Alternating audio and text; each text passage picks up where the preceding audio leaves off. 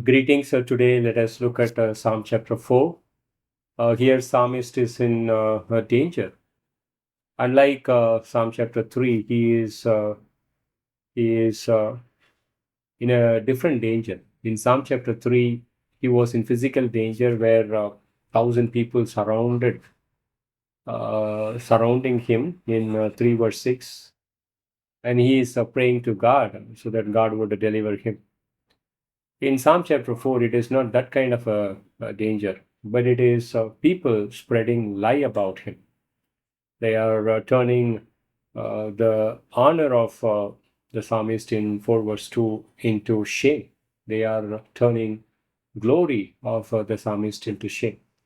It can happen to me, it can happen to anybody.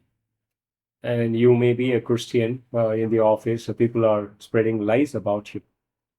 Or the slander campaign is floated against you in the media.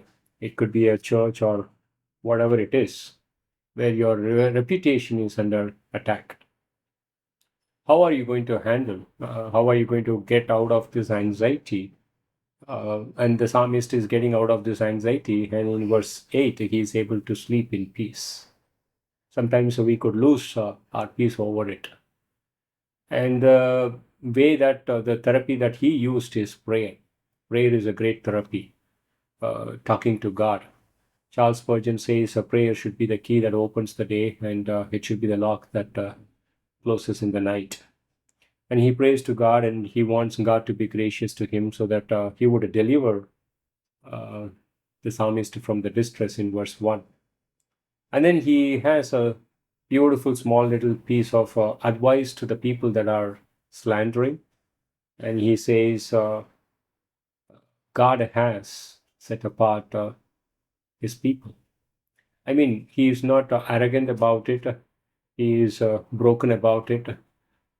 He is saying to those people that I am able to pray and I'm able to call God and I am right on page with God. And then he says to them in verse 4, you can be angry, but your anger should not lead to sin. Maybe you are spreading lies about me and you are trusting more on that approach.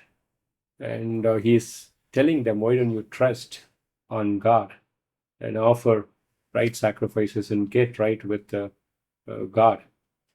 And then he says, God has given him, or God will give him, a joy that is more than the joy of a farmer that has a abundance harvest, and he is able to lie down in peace.